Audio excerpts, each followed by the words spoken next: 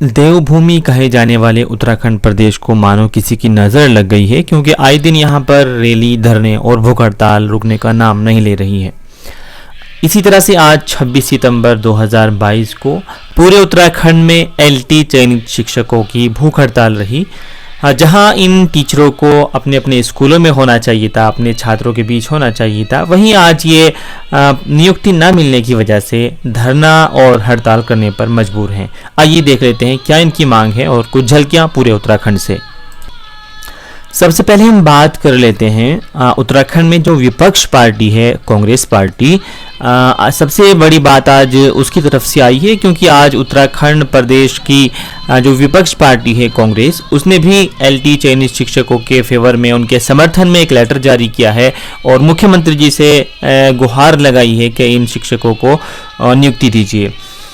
आपको बता दें कि उत्तराखंड में जो भर्ती प्रकरण में धांधली चल रही थी, उसकी जो जांच कराने की बात कर रही थी वो कांग्रेस पार्टी कर रही थी, और कांग्रेस पार्टी ने ये छानबीन कर ली है कि जो एलटी की भर्ती है उसमें किसी तरह की कोई धांधली नहीं है और किसी तरह की कोई नकल वगैरह का उसमें कोई फॉल्ट नहीं है। इसीलिए आज कांग्रेस पार्टी के जो आप देख रहे हैं अपनी स्क्रीन पर महाराज जी, वो अपनी लेटर लिख करके मुख्यमंत्री जी से गुहार लगा रहे हैं कि इन शिक्षकों को नियुक्ति दीजिए। अब समझ नहीं आ रहा है कि उत्तराखंड सरकार किस चीज़ का वेट कर रही है कि सब कुछ होने के बाद भी विपक्ष पार्टियां जो हैं वो भी इस चीज़ की डिमांड कर रही हैं कि इन चयनित शिक्षकों को नियुक्ति दी जाए, तब भी कहाँ अड़चन लग रही है, क्यों सरकार इनको नियुक्ति नहीं देना चाह रही है।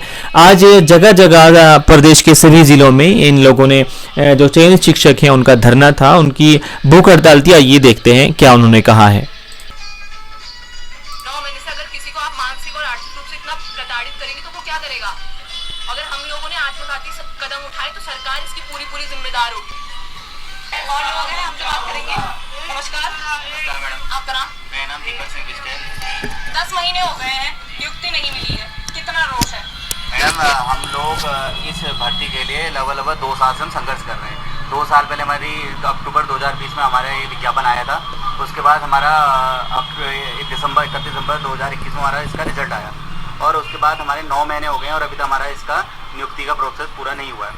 अब देखिए, आपने देखा कि किस तरह ये प्रताड़ित हो रहे हैं, और पूरे प्रदेश भर में आज इन्होंने जगह जगह हर एक ज़िले में अपना भूख हड़ताल की। ये लोग भूखे रहे, जहां इनको अपने छात्रों के बीच होना चाहिए था वहीं ये लोग धरने पर बैठे हैं। आखिर सरकार चाहती क्या है ये समझ नहीं आ रहा है।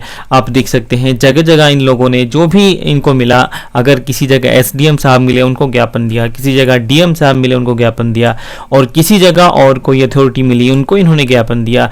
तो आखिर सोचने वाली बात यह है, प्रदेश के वो शिक्षक जिनको प्रदेश के बच्चों का भविष्य संवारना चाहिए था, वो ज्ञापन देने पर मजबूर हैं। डेली 1-2 दिन की बात नहीं है, 9 महीने उनको हो चुके हैं, डॉक्यूमेंट वेरिफिकेशन उनका हो चुका है, और इस पूरी भर्ती प्रक्रिया को लगभग 2 साल पूरे हो चुके हैं।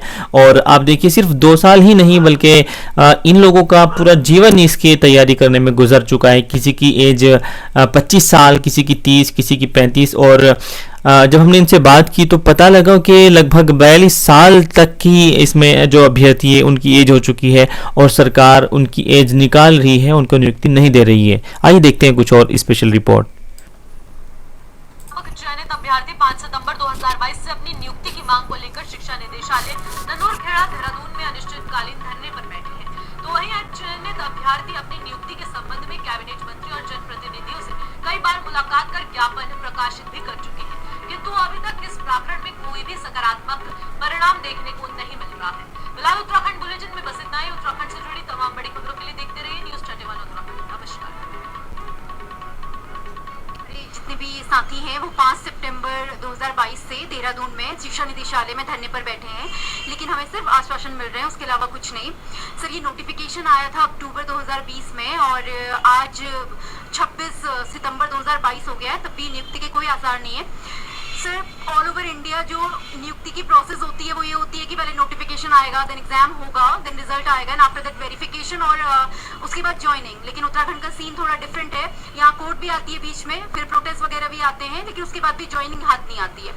आयोग का कहना है शासन की रोक है, लेकिन मुद्दा क्या है वो स्पष्ट स्पष्ट करने की कृपा करें, हमें बताएं कि आखिर क्यों है शासन की रोक। इस बारे में कोई नहीं बता रहा है और हमें तब नियुक्त नहीं किया जा रहा है जब विद्यालयों में शिक्षकों की भारी कमी है।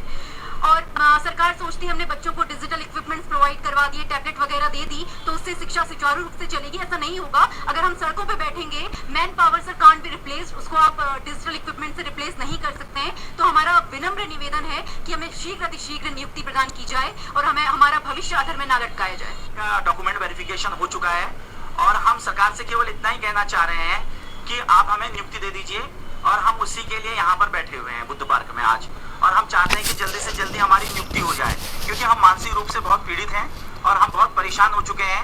जितने भी यहाँ पर आए हुए हैं सब कहीं ना कहीं मानसिक रूप से पीड़ित हैं।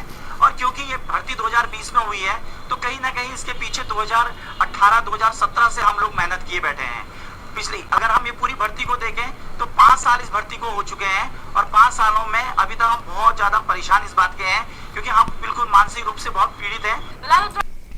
तो इसी तरह बात केवल इन्हीं शिक्षकों की नहीं है, बात है उत्तराखंड के उन पेरेंट्स की जो अपने बच्चों को पढ़ा रहे हैं, वो गवर्नमेंट जॉब उनको दिलाना चाहते हैं। क्या इफेक्ट इनका पड़ेगा, क्योंकि कहीं ना कहीं जहां ये टीचर्स इस अपने स्कूलों में जाएंगे और इनके सामने पढ़ने वाले बच्चे अब अपने टीचर्स का संघर्ष देखेंगे तो बहुत सारे वहीं पर अपना हौसला हार जाएंगे कि जब ये टीचर बनने के लिए, गवर्नमेंट जॉब पाने के लिए इतना संघर्ष करना पड़ता है, इतना स्ट्रगल करना पड़ता है तो हम नहीं कर पाएंगे। तो मैं रिक्वेस्ट करना चाहूँगा उत्तराखंड गवर्नमेंट से कि बात सिर्फ इन्हीं के भविष्य की नहीं है, बल्कि बात है पूरे उत्तराखंड के भविष्य की, उन नौनिहालों की जो कुछ करना चाहते हैं और अपना भविष्य बनाना चाहते हैं, गवर्नमेंट जॉब में आना चाहते हैं। उसी तरह जहाँ एक तरफ बात गवर्नमेंट करती है बेटी बचाओ बेटी पढ़ाओ, जब ये बेटियाँ पढ़ लिख करके अपनी जॉब के लिए आती हैं तो गवर्नमेंट इनको जॉब नहीं देती। देखिए क्या दोहरा रवैया सरकार यहाँ पर अपना रही है। एक तरफ वो पढ़ाने लिखाने की बात कर रही है, दूसरी तरफ जो लोग पढ़ लिख करके उदाहरण बनना चाहते थे उनको वो एक गलत वे में ले जा रही है और उनको नियुक्ति नहीं दे रही है।